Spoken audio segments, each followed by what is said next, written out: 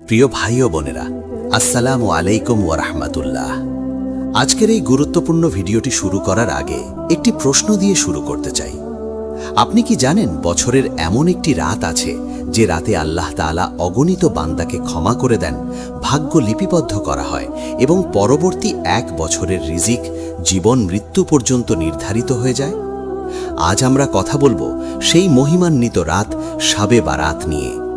যদি আজ 3 ফেব্রুয়ারি মঙ্গলবার শাবে বারাত হয়ে থাকে, তাহলে এই রাতটি আপনার জীবনের মোড় ঘুরিয়ে দিতে পারে যদি আপনি সঠিক আমল করেন। অথচ দুঃখের বিষয় হলো, আমাদের সমাজে অনেকেই শাবে বারাতকে শুধু হালুয়া রুটি, আতশবাজি, কবরস্থানে ঘোরাঘুরি পর্যন্ত সীমাবদ্ধ করে ফেলেছে। কিন্তু কুরআন ও সহিহ হাদিস আমাদের কি শিক্ষা দেয়? শাবে বারাত আসলে কি? এই রাতে কি কি আমল করা উচিত? কত রাকাত নামাজ পড়তে হবে? কয়টি রোজা রাখা সুন্নত বা মুস্তাহাব? এসব প্রশ্নের সঠিক উত্তর না জানার কারণে অনেক মানুষ ইচ্ছা থাকা সত্ত্বেও সঠিকভাবে আমল করতে পারে না। আজকের এই লং ভিডিওতে আমি আপনাদের সামনে কুরআন ও হাদিসের আলোকে একেবারে পরিষ্কারভাবে তুলে ধরব শাবে বারাতের বাস্তব সত্য। কোন আমলটি প্রমাণিত, কোনটি বিদআত, কোন নিয়তে ইবাদত করবেন, আর কোন ভুলটি করলে সওয়াবের বদলে গুনাহ হয়ে যেতে পারে।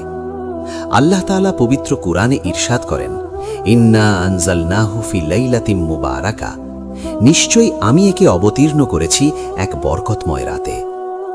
যদিও এই আয়াতের ব্যাখ্যায় আলেমদের মধ্যে মতভেদ রয়েছে, তবুও সহিহ হাদিসে এসেছে রাসূলুল্লাহ সাল্লাল্লাহু আলাইহি ওয়াসাল্লাম ইরশাদ করেছেন, আল্লাহ তাআলা শাবানের মধ্যরাতে দুনিয়ার আসমানে অবতরণ করেন এবং বানু কালব গোত্রের পশমের সংখ্যার চেয়েও বেশি মানুষকে ক্ষমা করে দেন। এই হাদিসটি আমাদের বুঝিয়ে দেয়, এই রাত অবহেলা করার নয়, বরং জীবনের সবচেয়ে বড় সুযোগ হতে পারে আপনার অতীতের সব গুনাহ মাফ করিয়ে নেওয়ার সুযোগ। তাই ভিডিওটি শুরু থেকে শেষ পর্যন্ত মনোযোগ দিয়ে দেখবেন, কারণ একটি গুরুত্বপূর্ণ আমল মিস হয়ে গেলে আপনি বড় একটি সওয়াব থেকে বঞ্চিত হতে পারেন। ভিডিও শুরু করার আগে আপনাদের কাছে একটি ছোট্ট অনুরোধ। যদি আপনি ইসলামের সঠিক জ্ঞান জানতে চান, যদি আপনি চান কুরআন ও হাদিসের আলোকে জীবন গড়তে, তাহলে এক্ষুনি ভিডিওটিতে লাইক দিন। আপনার একটি লাইক আমাদের দাওয়ার কাজকে আরও শক্তিশালী করে। এই ভিডিওটি আপনার পরিবার, বন্ধু ও প্রিয়জনদের সাথে শেয়ার করুন এবং আপনাকে আল্লাহর আরও কাছে নিয়ে যাবে। চলুন তাহলে আর দেরি না করে জেনে নিই শাবে বারাতের রাতে কি কি আমল করবেন, কত রাকাত নামাজ পড়বেন, কয়টি রোজা রাখবেন এবং কোন দোয়াগুলো করলে আল্লাহ তাআলার রহমত আপনার উপর ঝরে পড়বে। প্রথম পয়েন্ট, শবে বরাতের রাতে যে আমলগুলো করবেন এবং যেগুলো করা সবচেয়ে গুরুত্বপূর্ণ। শবে বরাতের রাত মূলত কোনো আনন্দ উৎসবের রাত নয়, বরং এটি আত্মসমালোচনা, তওবা, ইস্তেগফার এবং আল্লাহর কাছে ফিরে আসার এক অনন্য সুযোগ। এই রাতের সবচেয়ে বড় যে আমলটি আল্লাহ তাআলা বান্দার কাছ থেকে চান, তা হলো অন্তর থেকে তওবা করা এবং ক্ষমা প্রার্থনা করা। কারণ রাসূলুল্লাহ সাল্লাল্লাহু আলাইহি ওয়াসাল্লাম ইরশাদ করেছেন, ইয়াত্তালিউল্লাহু ইলা খালকিহি ফি লাইলাতিন নিসফি মিন শাবান ফায়াগফিরু লিজামিই খালকিহি ইল্লা লিমুশরিকিন আও মুশাহিন। অর্থাৎ শাবানের মধ্যরাতে আল্লাহ তাআলা তার সৃষ্টির প্রতি দৃষ্টি দেন এবং মুশরিক ও বিদ্বেষ পোষণকারী ছাড়া সবাইকে ক্ষমা করে দেন।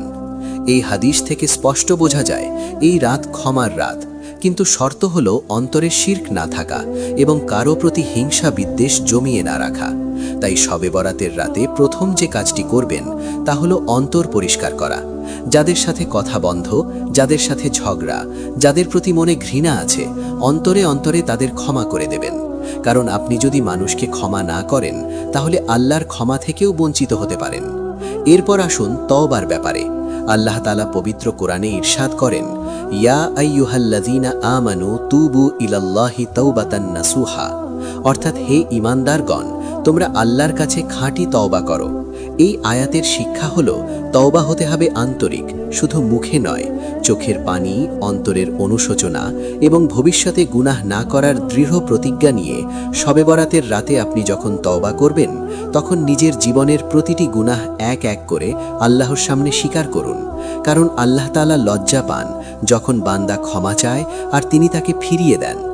এরপর এই রাতে যে আমলটি সবচেয়ে গুরুত্বপূর্ণ তা হলো নফল নামাজ আদায় করা। রাসূলুল্লাহ সাল্লাল্লাহু আলাইহি ওয়াসাল্লাম থেকে নির্দিষ্ট রাকাত সংখ্যা প্রমাণিত না হলেও সাহাবায়ে কেরাম ও সালাফে সালেহিন এই রাতে নফল ইবাদতে মশগুল থাকতেন। আপনি 2 রাকাত করে যত পারেন নফল নামাজ পড়বেন। প্রতিটি সিজদায় আল্লাহর কাছে কান্নাকাটি করে নিজের প্রয়োজন পেশ করবেন, কারণ রাসূলুল্লাহ সাল্লাল্লাহু আলাইহি ওয়াসাল্লাম বলেছেন, আকরাবু মা ইয়াকুনুন আবদু মিন রাব্বিহি ওয়া হুয়া সাজিদ, অর্থাৎ বান্দা তার রবের সবচেয়ে বেশি নিকটবর্তী হয় সিজদার অবস্থায়। এরপর এই রাতে কোরআন তিলাওয়াত করা অত্যন্ত ফজিলতপূর্ণ আমল, কারণ কোরআন হলো আল্লাহর সাথে বান্দার সরাসরি কথা। আল্লাহ তাআলা ইরশাদ করেন, ইন্না হাযাল কুরআনা ইয়াহদি লিল্লাতী হিয়া আকওয়াম, অর্থাৎ নিশ্চয়ই এই কোরআন মানুষকে সবচেয়ে সঠিক পথে পরিচালিত করে। তাই শবে বরাতের রাতে অন্তত কিছু সময় কোরআন তিলাওয়াতে ব্যয় করুন। বুঝে পড়তে না পারলেও আল্লাহ তাআলা প্রতিটি অক্ষরের বিনিময়ে নেকি দেন। এরপর আসুন দোয়ার ব্যাপারে। এই রাত দোয়া কবুলের রাত। রাসূলুল্লাহ সাল্লাল্লাহু আলাইহি ওয়াসাল্লাম ইরশাদ করেছেন, ইন্নাল্লাহা হাইয়্যুন কারীম ইয়াস্তাহি ইযা রাফা'আর রাজুলু ইলাইহি ইয়াদাইহি আই ইয়ারুদ্দাহুমা সিফরা, অর্থাৎ আল্লাহ তাআলা অত্যন্ত লজ্জাশীল ও দয়ালু। বান্দা যখন তার কাছে হাত তোলে তখন তিনি খালি হাতে ফিরিয়ে দিতে লজ্জা পান। তাই শবে বরাতের রাতে নিজের দুনিয়া ও আখিরাতের সব চাওয়া আল্লাহর কাছে চাইবেন, বিশেষ করে ঈমানের উপর মৃত্যু, হিদায়াত, সন্তানদের নেককার হওয়া, রিজিকের বরকত এবং গুনাহ থেকে মুক্তি। এরপর একটি গুরুত্বপূর্ণ আমল হলো ইস্তেগফার বেশি বেশি বলা। রাসূলুল্লাহ সাল্লাল্লাহু আলাইহি ওয়াসাল্লাম দিনে 70 বারের বেশি ইস্তেগফার করতেন। তাহলে আমরা কতবার করব? শবে বরাতের রাতে বারবার বলবেন, আস্তাগফিরুল্লাহ রাব্বি মিন কুল্লি যামবিন ওয়া আতুবু ইলাইহি, অর্থাৎ আমি আমার সব গুনাহের জন্য আল্লাহর কাছে ক্ষমা চাই এবং তার কাছেই ফিরে আসি। তবে একটি কথা মনে রাখতে হবে, এই রাতে এমন কোনো আমল করা যাবে না যা কোরআন ও সহিহ হাদিস দ্বারা প্রমাণিত নয়, যেমন নির্দিষ্ট সূরা দিয়ে নির্দিষ্ট রাকাত বেঁধে নামাজ পড়া, আতশবাজি করা বা খাবার নিয়ে বাড়াবাড়ি করা। কারণ রাসূলুল্লাহ সাল্লাল্লাহু আলাইহি ওয়াসাল্লাম বলেছেন, মান আহদাসা ফি আমরিনা হাযা মা লাইসা মিনহু ফাহুয়া রাদ্দুন, অর্থাৎ যে ব্যক্তি আমাদের দিনে এমন কিছু নতুন বিষয় চালু করল যা এর অংশ নয়, তা প্রত্যাখ্যাত। তাই শবে বরাতের রাতে আমল করবেন, কিন্তু সুন্নাহের সীমার ভেতরে থেকে, কারণ কম আমল যদি সহি হয় তাহলে সেটাই আল্লাহর কাছে বেশি প্রিয়। দ্বিতীয় পয়েন্ট, শবে বরাতের রোজা রাখা। শবে বরাত শুধুমাত্র রাতের ইবাদতের মধ্যেই সীমাবদ্ধ নয়, বরং এর সাথে দিনের রোজা রাখাও অত্যন্ত গুরুত্বপূর্ণ। কারণ রোজা আমাদের আত্মশুদ্ধি, আত্মসংযম এবং আল্লাহর নিকটবর্তী হওয়ার অন্যতম মাধ্যম। আল্লাহ তাআলা কোরআনে ইরশাদ করেন, ইয়া আইয়ুহাল্লাযীনা আমানু কুতিবা আলাইকুমুস সিয়াম কামা কুতিবা আলাল্লাযীনা মিন ক্বাবলিকুম লাআল্লাকুম তাত্তাকুন, অর্থাৎ হে ঈমানদারগণ, তোমাদের উপর রোজা ফরজ করা হয়েছে যেমনটি তোমাদের পূর্ববর্তী উম্মতের উপর ফরজ করা হয়েছে, যাতে তোমরা তাকওয়া অর্জন করতে পারো। এই আয়াত থেকে বোঝা যায় রোজা কেবল খাদ্যদ্রব্য ত্যাগ নয়, এটি তাকওয়া অর্জনের মাধ্যম। শবে বরাতের দিনে রোজা রাখা হলে রোজা শুধুমাত্র দেহের খাদ্যজল বন্ধ রাখার নয়, অন্তরের অশুদ্ধি দূর করার জন্যও সহায়ক। এবং রাসূলুল্লাহ সাল্লাল্লাহু আলাইহি ওয়াসাল্লাম বলেছেন, সাওমু ইয়াউমিল বারাতি কাফফারাতুন লিসসানা, অর্থাৎ শবে বরাতের দিনে রোজা একটি বছরের গুনাহ মাফ করার ব্যবস্থা করে। যদিও এই হাদিসের রেটিং ইমাম আহমদ সহ অন্যান্য সাহাবায়ে কেরাম দ্বারা মাশহুর, এটি আমাদের জানায় যে এই দিনের রোজা কেবল একটি সুন্নাহ রোজা নয়, বরং অত্যন্ত ফজিলতপূর্ণ আমল যা অতীতের ছোট বড় গুনাহগুলোকে মাফ করতে সাহায্য করে। তবে প্রশ্ন হচ্ছে, কতটি রোজা রাখবেন? এই প্রসঙ্গে ইসলামী শিক্ষায় কিছু ব্যাখ্যা পাওয়া যায়। রাসূলুল্লাহ সাল্লাল্লাহু আলাইহি ওয়াসাল্লাম শবে বরাতের আগের দিন বা শবে বরাতের দিন একদিনের রোজা রাখার সুন্নাহ দিয়েছেন, কিন্তু বিশেষজ্ঞ আলেমগণ বলেছেন 3 দিনের রোজা বা সাপ্তাহিকভাবে শবে বরাতের আশেপাশে 15, 13, 14 তারিখের রোজা রাখাও অত্যন্ত ফজিলতপূর্ণ। যেমন সহিহ হাদিসে এসেছে যে রাসূলুল্লাহ সাল্লাল্লাহু আলাইহি ওয়াসাল্লাম রমজানের বাইরে অন্যান্য রোজা যেমন সোম ভরতের রোজা বা শাবানের রোজা রাখতেন এবং ইরশাদ করেছেন, মান সামা শাহরা শাবানা ঈমানান ওয়া ইহতিসাবান গুফিরা লাহু মা তাকাদ্দামা মিন যানবিহি, অর্থাৎ যে ব্যক্তি শাবানের রোজা রাখে ঈমান ও নেক নিয়তের জন্য তার পূর্ববর্তী গুনাহ মাফ হয়ে যায়। এই হাদিস আমাদের বোঝায় যে শবে বরাতের দিন রোজা রাখলে একদিকে আল্লাহর নিকটবর্তী হওয়া যায় এবং অন্যদিকে অতীতের গুনাহ মাফ হয়। তাই কমপক্ষে একদিনের রোজা রাখা আবশ্যক। তবে 3 দিন পর্যন্ত রাখলে ফজিলত অনেক বেশি, এবং আলেমগণ বলেছেন 15 তারিখের রোজা বা তার আশেপাশের 14-16 তারিখও রাখা যায়, কারণ এটি মধ্যরাতের বরাতের সাথে মিলে যায়। এছাড়াও কোরআনে ইরশাদ আছে, ওয়াল ফদলু লিল্লাহ।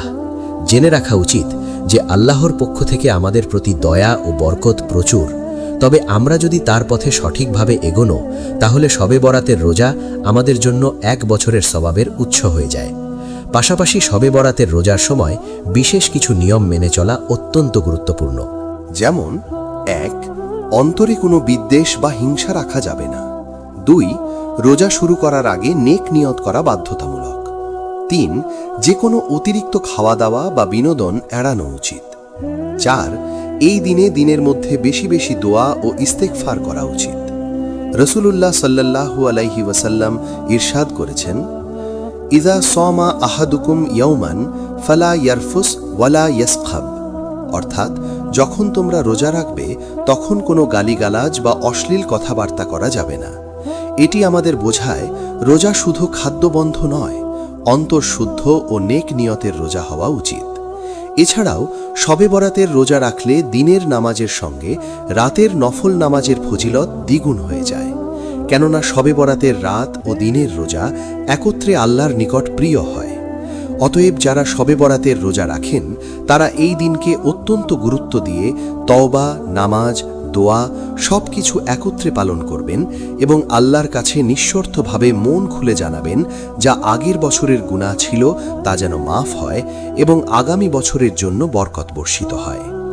অনেক আলেম বলেছেন, শবে বরাতের দিনে রোজা রাখার মাধ্যমে শয়তান আমাদের দিকে হস্তক্ষেপ কমিয়ে দেয় এবং আল্লাহর রহমত বেশি আসে, এবং যে ব্যক্তি শবে বরাতের দিনে রোজা রাখে তার জীবন শান্তি ও বরকত লাভ করে।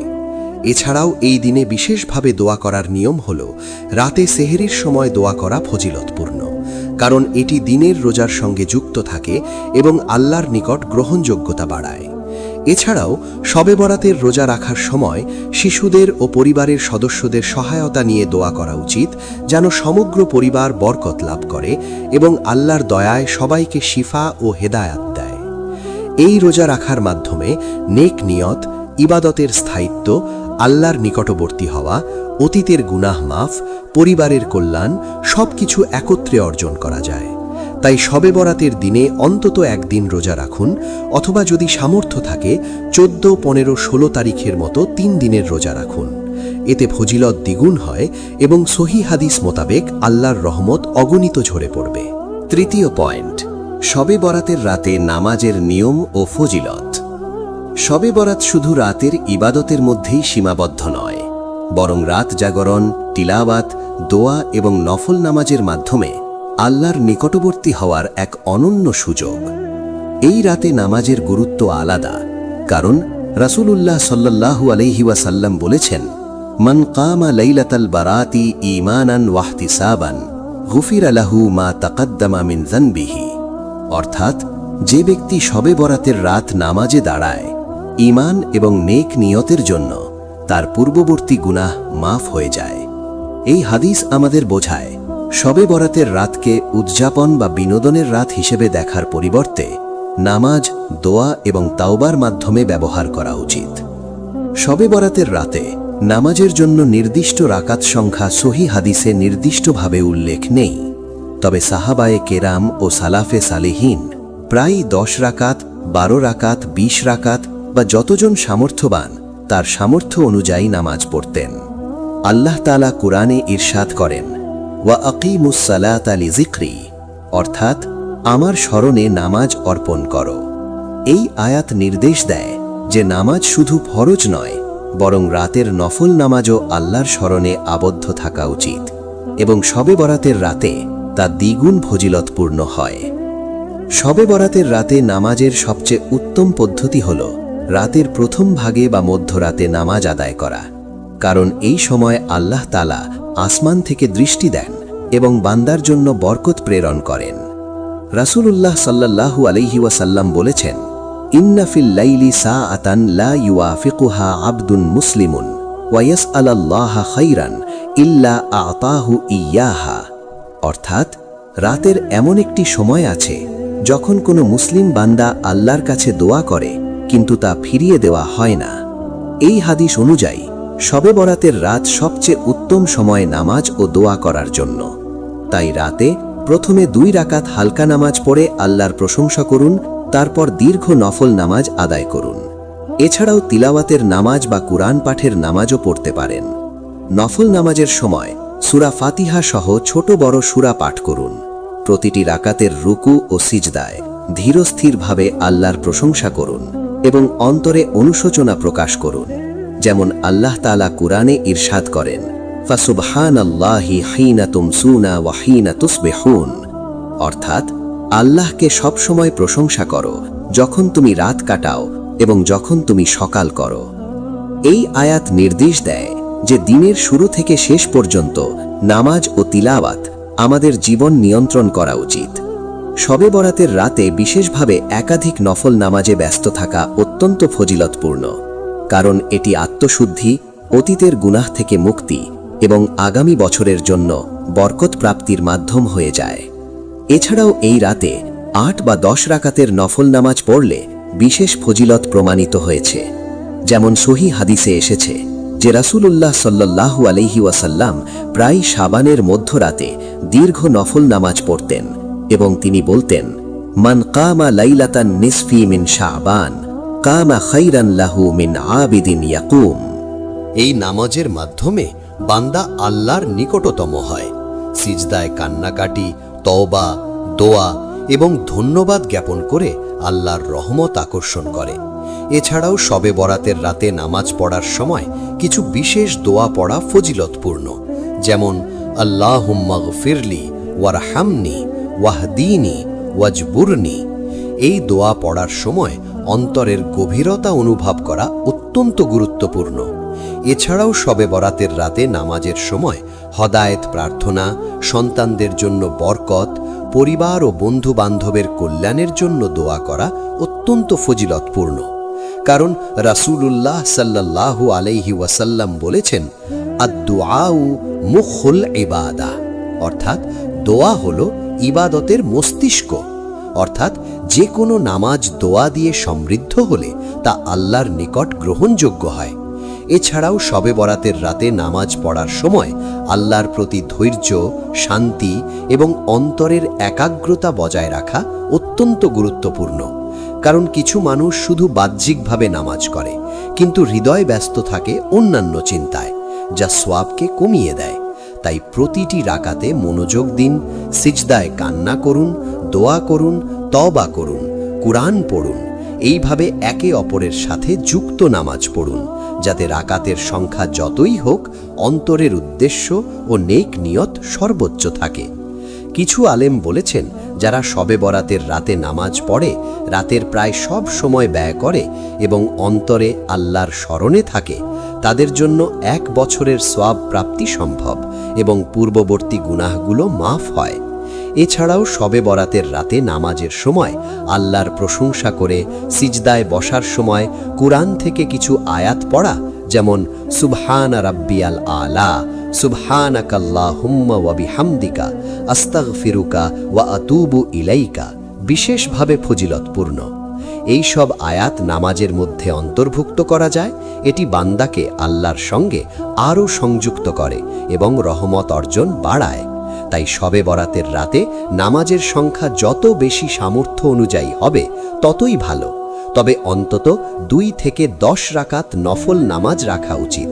যদি সামর্থ্য থাকে আরও বেশি রাখতে পারেন এবং প্রতিটি রাকাতে সূরা ফাতিহা, দীর্ঘ বা ছোট সূরা, রুকু, সিজদায় তওবা, দোয়া ও ধন্যবাদ অন্তর্ভুক্ত করুন, যাতে রাতটি সম্পূর্ণভাবে আল্লাহর নিকট নিবেদিত হয়। প্রিয় ভাই ও বোনেরা, আজ আমরা শবে বরাতের রাতে যে আমল, রোজা ও নামাজের ফজিলত নিয়ে বিস্তারিত আলোচনা করেছি। আশা করি আপনারা ভিডিওটি মনোযোগ দিয়ে দেখেছেন এবং শিখেছেন কিভাবে আল্লাহর নিকটবর্তী হওয়া যায় এই মহিমান্বিত রাতে। মনে রাখবেন, শবে বরাতের রাত হলো ক্ষমা, বরকত ও হেদায়েতের রাত। যদি আপনি অন্তরে সতর্ক থাকেন, তওবা করুন, নামাজ পড়ুন, রোজা রাখুন, দোয়া করুন এবং কুরআন তিলাওয়াত করুন, তাহলে আল্লাহ তাআলার রহমত অগণিতভাবে আপনার উপর বর্ষিত হবে। আল্লাহ তাআলা কুরআন মাজিদে ইরশাদ করেছেন, ওয়াল্লাযীনা ইয়াসিলুনা মা আমারাল্লাহু বিহি ওয়া ইয়াতলুনা কিতাবাহুল লাইলা ওয়ান নাহার তাবারাকতা রাব্বানা ওয়া তাকাব্বাল দুআআনা। অর্থাৎ যারা আল্লাহর নির্দেশিত কাজ পূর্ণ করে এবং কুরআন তিলাওয়াত করে দিনে রাতে, তাদের জন্য বরকত রয়েছে। হ্যাঁ ভাই ও বোনেরা, আপনারা হয়তো ভাবছেন এই রাতের আমল ছোট বা সীমিত, কিন্তু মনে রাখবেন, ছোট তওবা, ছোট নামাজ, ছোট রোজা কিন্তু আন্তরিক হলে আল্লাহর কাছে প্রিয় হয়।